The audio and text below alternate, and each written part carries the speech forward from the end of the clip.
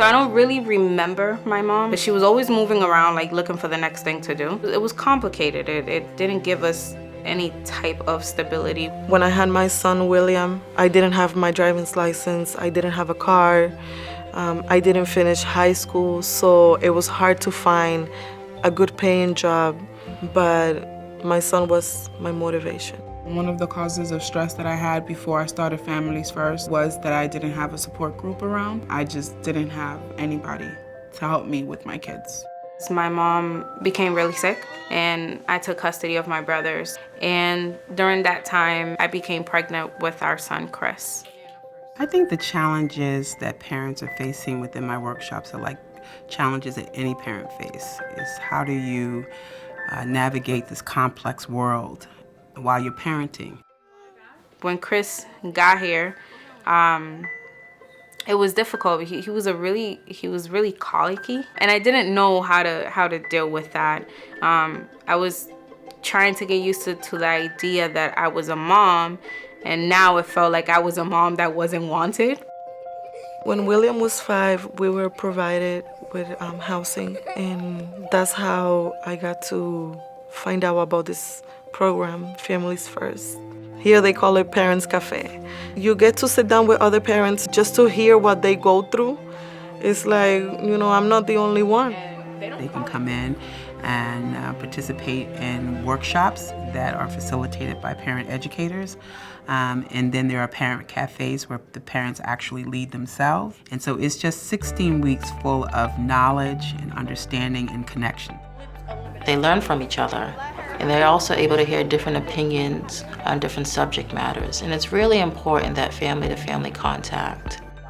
I remember when I first met the parenting educator. She was telling us about her story, how she was raising her 3 sons, and she was going through a divorce. And I was like, oh my God, if she can do it, I can do it too. She would tell me, it is okay for the baby to cry.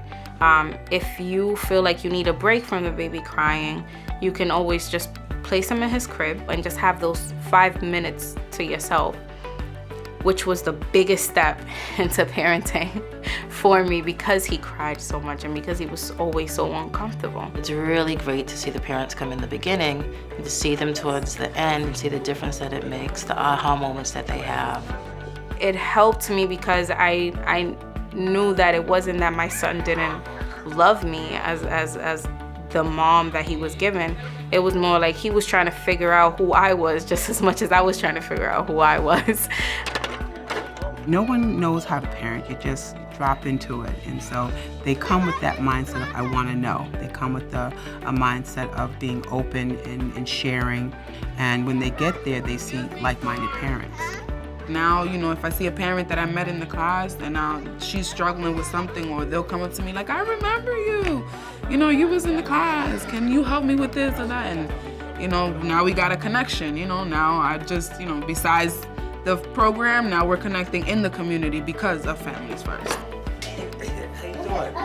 If you work with kids long enough, particularly low-income, at-risk kids, you realize that in order to maximize your impact on kids, you really need to engage parents. That is not our skill set. We're knowledgeable about engaging with children, and Families First skill set is engaging with the parents, in particular, around their parenting skills. That's our time to bond, right?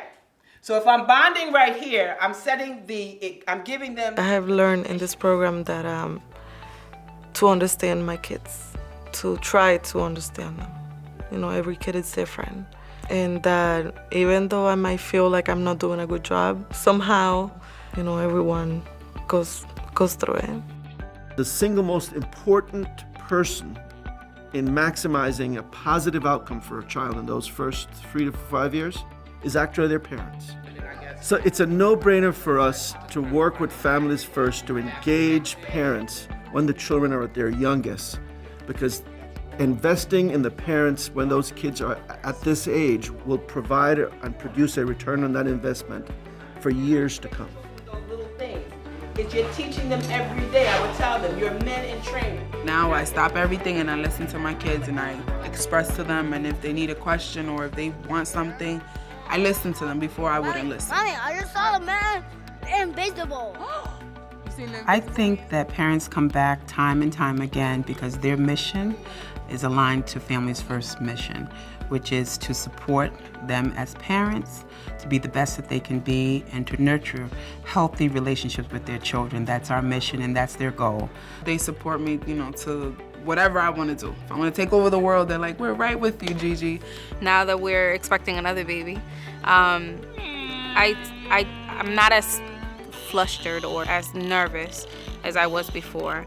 Now I know that I'm not by myself, and I have to thank a lot Families First for that. That's my stress reliever. Now I can just be like, yes, now I enjoy my kids.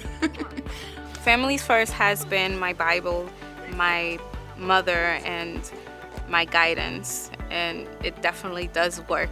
It's the best thing that ever happened to me and my family.